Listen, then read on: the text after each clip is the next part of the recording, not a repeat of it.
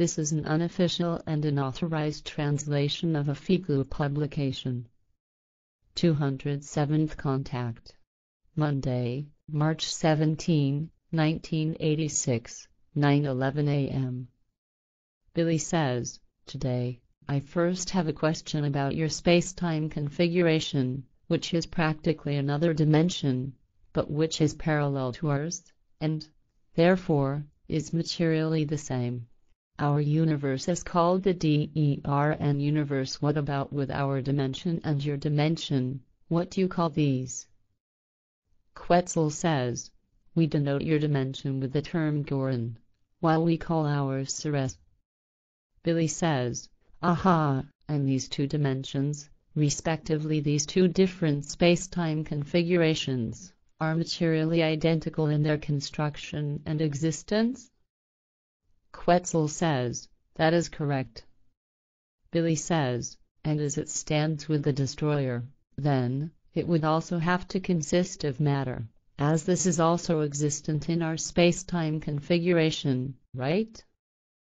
Quetzal says, "That, too, is correct." Billy says, "Good. Then another question with regard to Earth's moon. For some time, scientists have maintained that the Earth's moon had its origin on the Earth. There is the theory that it had been ejected as an entire block of Earth, while another theory purports that huge dust clouds as well as smaller and larger chunks of rock and earth were thrown from the Earth by the impact of a massive comet or another planet. The comet or planet involved should have been about as large as the planet Mars, etc. The ejected material should have collected in the course of time and should have developed into the moon. But in contrast, you explain that the Earth's moon penetrated from your space-time configuration into ours and then into the SOL system, in which it was then captured by the Earth as a satellite." Quetzal says, "The assumptions of the terrestrial scientists do not correspond to the truth because the origin of the Earth's moon does not trace back to the Earth and, thus, not to a collision or such with a Mars-sized comet or planet. The moon found its way out of our space-time configuration at an early time and penetrated into yours, after which it was held by the Earth by its attractive force and orbits around the planet since that time, deviating more and more from the Earth, and it still influences the Earth's rotation today as it did at the very beginning and, thus, creates a braking effect." Billy says, "You've already explained this to me before. But how is it with the matter of the moon? Of what kind is it?"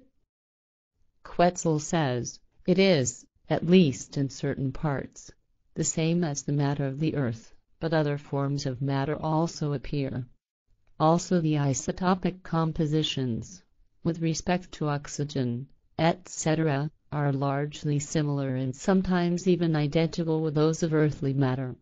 Unfortunately, this fact will one day lead to the scientific false diagnosis that the Earth's moon was formed from ejected matter of the Earth." Billy says, "And the truth will hardly oppose them, for the earthly scientists are sufficiently and only too well known for their narrow-mindedness." Quetzal says, "That will probably be so, when the time comes that matter comparisons, etc., can find their use." Billy says, "Do you know when that will be?" Quetzal says, "No. In this respect, I can only make an estimate according to the earthly technical development.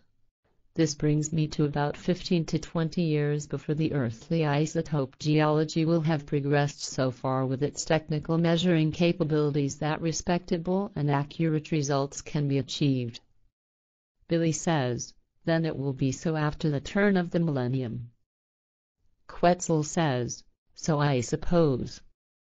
Billy says, "Another question. Semyasu once told me that the Americans desperately strive to undermine the German language, in order to destroy it, make it disappear, and eradicate it. This should be the case since the Second World War. Can you tell me something about this?" Quetzal says, "With what Semyasu explained to you, It concerns a fact that actually also traces back to the Second World War. Already during the war, it was decided for all American forms of politics to undermine the German language by all possible means and make it disappear, as you say, in order to smooth the way for the worldwide dissemination of the American language, a modification of the original English language.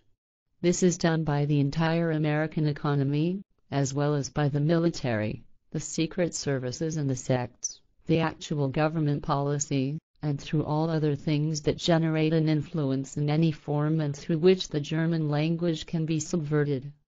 The American secret resolution is that the German language is supposed to be replaced by the American, namely in a worldwide form, as I already explained.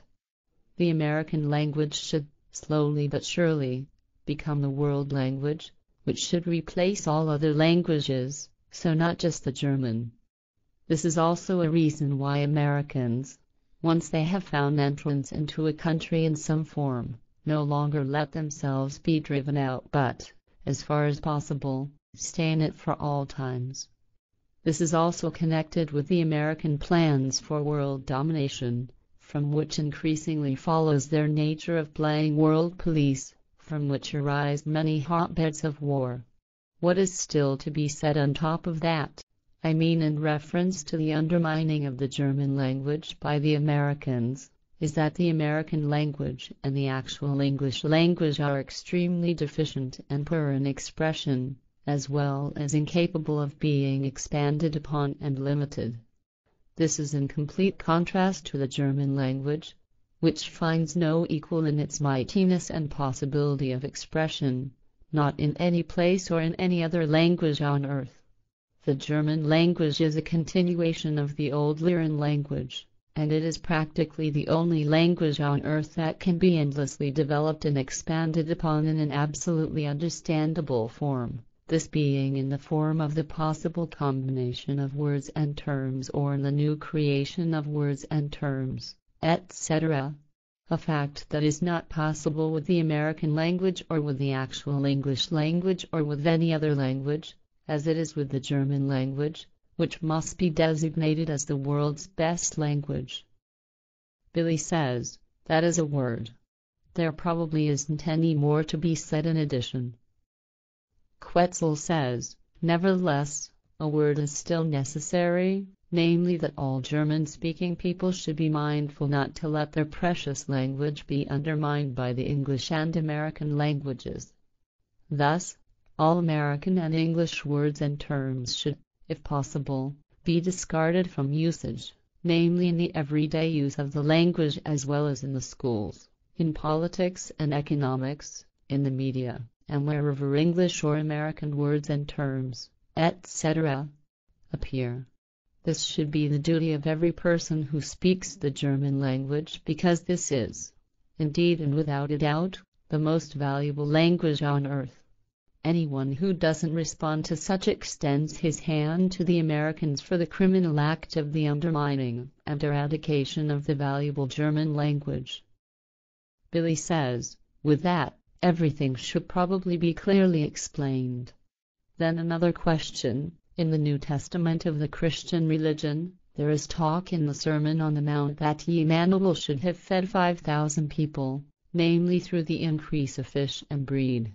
To my knowledge, that is not true because in this connection, the memory banks only speak of just 250 people who participated in the so-called Sermon on the Mount. Also, these weren't just men, as it is said in the New Testament, like among other things in John chapter 6 and verse 10 rather. They were mostly women and children who followed Jmmanuel up the mountain, whereby the mountain was truly more of a hill. Thus, the 5 barley loaves and 2 fish, which Jmmanuel increased by his powers of consciousness, weren't provided for 5,000 men but rather only for 250 people, respectively women and children, among whom there were only 40 men.